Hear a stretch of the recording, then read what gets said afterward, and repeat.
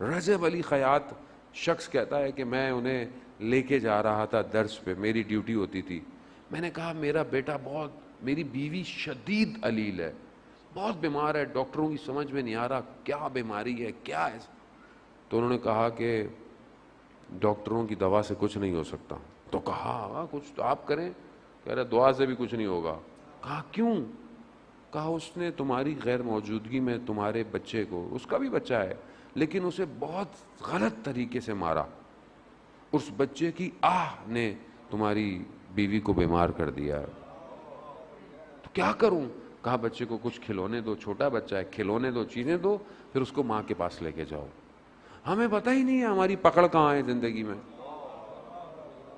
ہماری مصیبتیں کب آزوں کا کہتے ہیں مولانا پوری زندگی میں مشکل ہے. کیا مشکل ہے؟ ڈھونڈیں.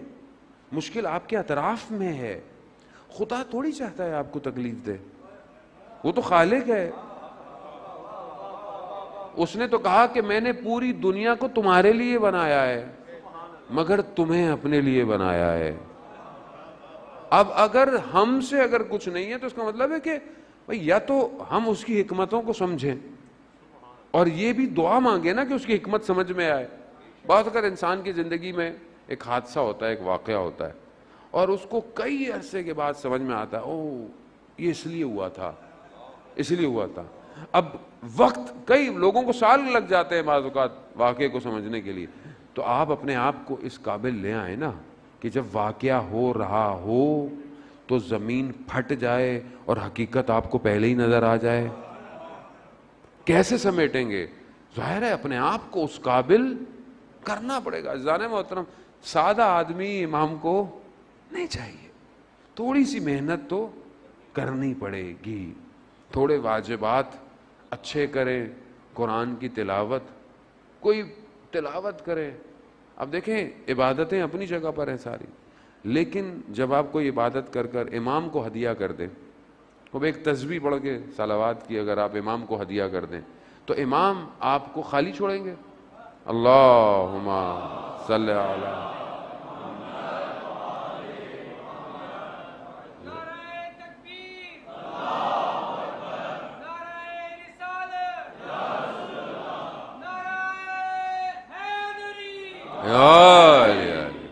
عزیزان محترم. خوب ایک عالم دین نے ایک شخص سے کہا کہ کچھ اور چیزیں بھی پڑھنے کو کہیں، لیکن کہا کہ 5 قرآن کی آیات ڈیلی پڑھ کے امام کو ہدیہ کر دو.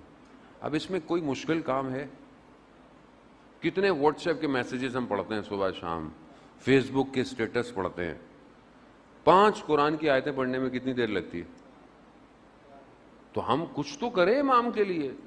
بھائی کچھ کریں گے تو آپ کے پاس کچھ تو ہو کہ مولا یہ میں کرتا تھا آپ کی صرف آپ کی خاطر. تو اپنی زندگی میں بنائیں کہ ہم امام کے لیے کیا کریں. عزیزان محترم بہرحال امام کی تڑپ بڑی ضروری ہے. یہ تڑپ ہوگی تو ہی انسان کسی کمال پہ پہنچے گا.